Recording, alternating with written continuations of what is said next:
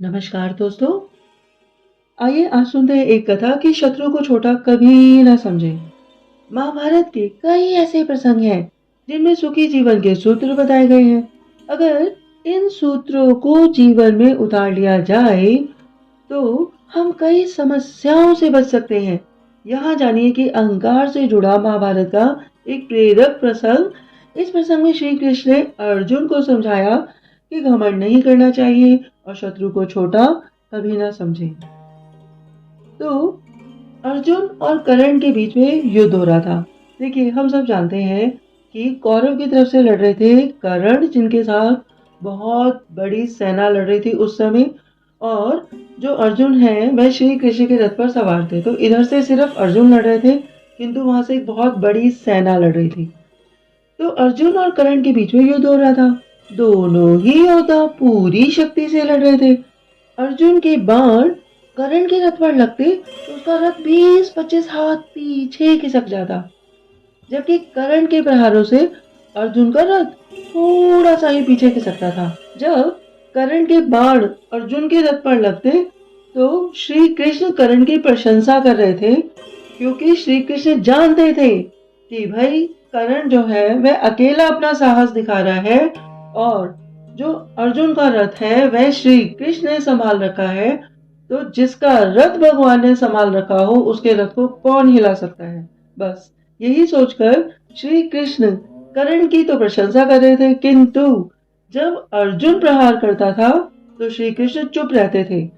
यह देखकर श्री कृष्ण के मुख से कर्ण की प्रशंसा सुनकर अर्जुन से रहा नहीं गया। तो उसने श्री कृष्ण से पूछा कि हे केशव, जब मेरे बाण कर्ण के रथ पर लगते हैं तो उसका रथ 20-25 हाथ पीछे खिसक जाता है, जबकि उसके बाणों से मेरा रथ थोड़ा सा ही खिसकता है। मेरे बाणों की अपेक्षा कर्ण के बाण बहुत कमजोर है केशव। फिर भी आप केवल कर्ण की ही प्रशंसा किए जा रहे हैं। आप कर्ण की प्रशंसा क्यों कर रहे हैं? तो श्री कृष्ण ने अर्जुन को ये जवाब दिया। उन्होंने कहा कि हे अर्जुन, तुम्हारे रथ पर मैं स्वयं बैठा हूँ। ऊपर ध्वजा पर हनुमान जी विराजित है। अरे, रथ के पहियों को स्वयं शेषनाग ने पकड़ रखा है। इन सब के बावजूद कर्ण के प्रहार से ये रथ यदि थोड़ा सा भी खिसक रहा है तो इसका अर्थ यही है कि उसके बाण कमजोर नहीं है। तुम्हारे साथ तो हे अर्जुन मैं स्वयं हूँ और कर्ण के साथ सिर्फ उसका पराक्रम है। फिर भी वह हे अर्जुन तुम्हें कड़ी टक्कर दे रहा है। तो इसका मतलब तो ये हुआ ना कि कर्ण बिल्कुल भी कमजोर नहीं है। तो ये बात सुनकर अर्जुन का घमंड टूट गया। अर्जुन ने कहा, आप बिल्कुल सही कह रहे हैं श्री कृष्ण कि कर्ण अकेला ही हमारे रथ को थोड़ा बहुत भी, अगर थोड़ा सा भी हिला पा रहा है तो इसका मतलब यही हुआ कि उसका पराक्रम बहुत ज्यादा है। तो हे प्रभु श्री कृष्ण, मुझे इस बात के लिए क्षमा कीजिएगा। मेरे अंदर घमंड आ गया था। मुझे लग रहा था कि सब कुछ मैं ही कर रहा हूँ, मेरी वजह से मेरा रथ सिर्फ हल्का सा खिसक रहा है, जबकि मेरे प्रहारों से उसका जो रथ है वह 20-25 हाथ दूर जा रहा है। तो श्री कृष्ण ने कहा कि हाँ अर्जुन, हमें कभी भी किसी को भी छोटा नहीं समझना चाहिए। अपने शत्रु को छोटा समझकर ही हम उससे हार बैठते हैं और हमें कभी भी किसी भी बात का अहंकार नहीं करना चाहिए।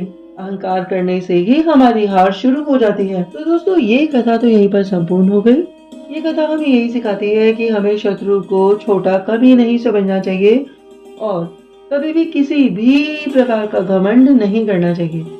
तो जिस प्रकार से अर्जुन के पुण्य जागृत थे, अर्जुन के साथ स्वयं भगवान थे जो कि उसकी रक्षा कर रहे थे, उसकी मदद कर रहे थे, और उसके बाणों में जो शक्ति थी वह केवल और केवल श्री कृष्ण की वजह से उस समय थी। तो उधर से जब कर्ण लड़ रहा था तो वह बहुत ही ज्यादा साहसी था, तो इसलिए वह थोड़ा बहुत श्री कृष्ण का रथ हिला पा रहा था। हमें इस बात से समझना चाहिए कि हमारे जब पुण्यों का प्रताप जागता है तो वह पुण्य के प्रताप से भगवान सदा सदा हमारी रक्षा करते हैं। तो हे प्रभु, जिस प्रकार से आपने अर्जुन की रक्षा की उसी प्रकार से हमारे जीवन में हमारी रक्षा सदा सदा करते रहेगा। आप सब लोगों ने मेरी कथा को बहुत ही प्रेम पूर्वक सुना। आपके अंदर बैठी आत्मा, आपकी ऊर्जा शक्ति को मेरा बारंबार प्रणाम है। बहुत बहुत धन्यवाद, बहुत बहुत धन्यवाद।